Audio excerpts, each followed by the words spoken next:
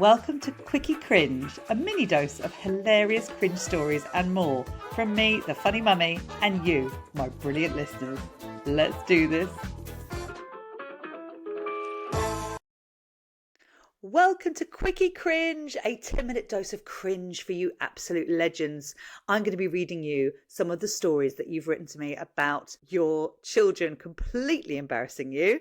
It's Mortified by my child coming up in just a moment, and these stories are absolute gold. I love them. First of all, let's take a look at the week. How's your week been? Have you had any cringe moments? I would love to hear them. You've been writing to me. I've been absolutely loving all your stories, so keep them coming. Doesn't matter how big or small. I'll give you a little snapshot of my week. I think my top cringe moment this week was when and you might have seen this if you follow me on Instagram, you're a busy mum and you sort of book things in whenever you've got a minute. You think, oh, there's a couple of hours free on that day. I'll book this in. And I've always wanted to have micro needling. So I booked myself in for some micro needling. Very excited about it. But I didn't realise that it makes your face go red and you can't put any makeup on to cover said red face. And I had a show the same night as I had micro needling.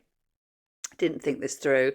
I'd also had this sort of tattoo removal of my eyebrows the day before the microneedling. So my eyebrows were lined in my own blood, because that's what happens when you remove the tattoo of your eyebrows. It goes all scabby and bloody.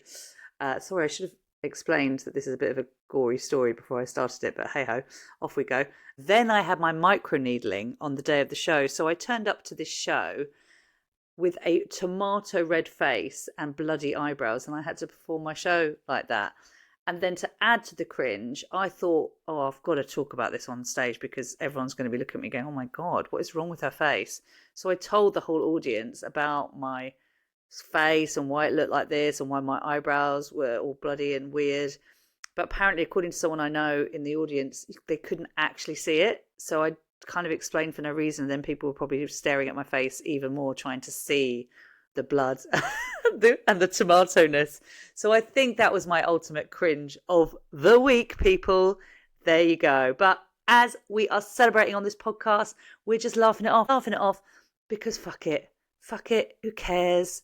And my massive motto, we're all winging it. Nobody has a clue what they're doing. And at the end of the day, no one cared about my face. They were there for the jokes, and hopefully I did do some of those. So, right, it's time, people. It's time for Mortified by my child. Yes, the time has come for Mortified by my child. At my shows, on my Instagram, through this podcast, you send me your stories of how your children have completely mortified you, and I am so here for it. These stories remind me that we are just all in the same crazy boat of parenting, and we need help. No, it's nice to know we're not alone, isn't it? So, right, here we go. What's the first one that's come up today? What are those lines on your head, mummy? Yeah, see, hence why I went to get some microneedling this week. Brilliant. So simple and so honest and so brutal. Here we go. When my husband looked after my son and was in any way close to another woman, my son would take it upon himself to smack the woman's bottom, thinking it was me. Needless to say, my husband had some explaining to do. Oh my gosh, your poor husband. This woman getting smacked on the bum and turning around thinking it was him. That's just not right, is it? Oh my God, that's so funny. Absolutely brilliant. Right, let's go. A few more.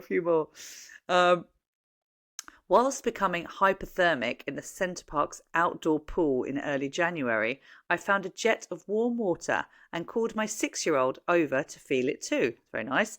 He shouted loudly, so the surrounding bathers all turned in disgust. Mummy, that's disgusting. You peed in the pool. The more I protested about the warm jet, the more he insisted I must have peed, and the more dirty looks I got. Oh my God. Oh, that's awful at Centre Parks as well. It's absolutely rammed.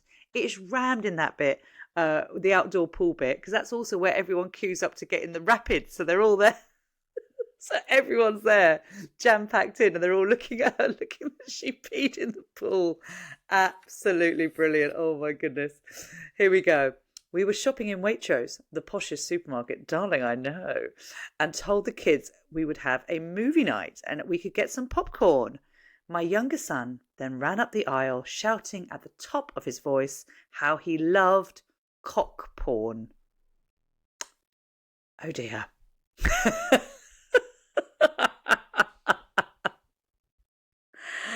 Oh my God, I love that so much.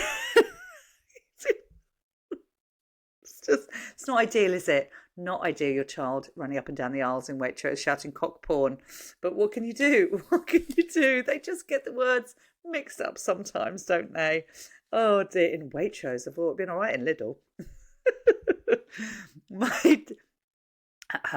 My daughter has a friend in her class. Let's call her Emma, not using her real name. Emma's dad is a head teacher. As a teacher myself, I was wanting to leave the school I was in, so I looked him up on Google to find out the school he worked in. My daughter saw me do this. In school the next week, they did internet safety, and the teacher asked my daughter's class, "Have you ever looked up anything online?" My daughter then said, "I haven't, but my mummy looked up Emma's dad," in front of the whole class, including Emma. I cannot look at him now. So Emma's gone home and gone, Dad, in internet safety, someone said their mum had been looking you up online. Oh, that's just, absolute classic, isn't it? Absolute. And I bet when she sees him on the school run, it's an absolute nightmare. Oh, you poor thing. You poor thing. We've got time for a couple more. Let's do this. Here we go. Silent queue with all new school parents waiting to go into school. Child shouts, Mum, did you just trump? I heard it. It stinks. I did not trump. There was no smell. I love that you have to tell me this and defend yourself. That is absolutely hilarious. It's outrageous. It's outrageous what these kids accuse us of. It's awful. That poor woman got accused in Centre Parks of weeing in the Centre Parks pool, and now you're being accused of farting in the school run queue, and all the other school mums. Did they give you the look? Did they give you the, oh dear, oh judgy-wudgy look? I believe you, and I wasn't even there. I believe you. I'm with you. Right, we've got time for 2 more people. Let's do this. Asking my 4-year-old to use describing words. Very good. I said giraffe. He said tall giraffe. Fabulous. I said monkey. He said cheeky monkey. Fabulous. I said pig. He said fucking pig.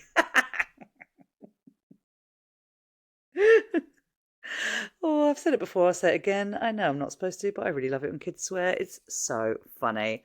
Here we go. Last one, people. What are we going to have? Alice, 6 years old. I think you're such a great mum. Me. Oh, thank you.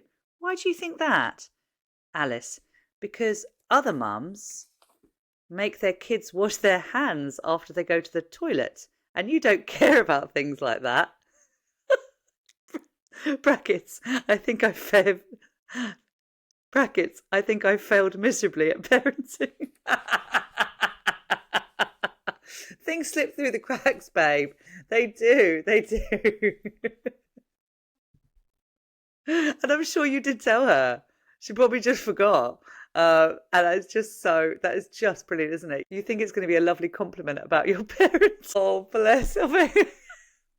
These are gold. Please keep sending them to me. They literally make my year when I get your stories, because we're all going through it. It's all absolute madness. I'll be back next week with another episode with a fantastic guest. You're going to really want to tune in. It's going to be Nikki Hambleton-Jones, the fashion guru, stylist to the stars. She's on TV all the time at the moment, and she used to also present 10 Years Younger, which I was obsessed with when she used to give makeovers. She's an absolute brilliant guest, and we have such a laugh about mortifying our kids with our fashion and also our fashion faux pas from back in the day. So tune in for that. Keep sending your stories. I will see you next time. Lots of love. Bye. Thank you so much for listening to Cringe and Tell. If you have a cringy story, no matter how big or small, we can't wait to hear it. Send me a voice note or message on socials at The Funny Mummy UK, or drop me an email to cringeandtell@gmail.com. If you've enjoyed the podcast, why not subscribe, share it with your mates, and make sure to join me next time for more cringe and more laughs.